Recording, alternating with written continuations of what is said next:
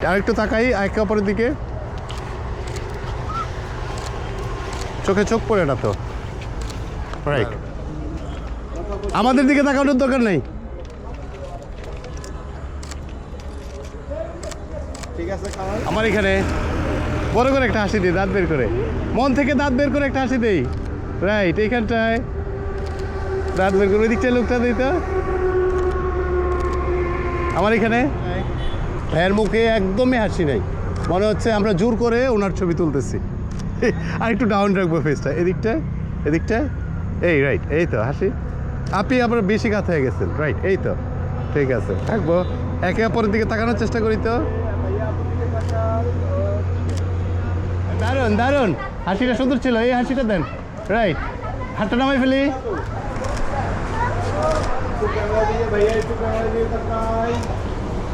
ভাইয়া ওই দিকটায়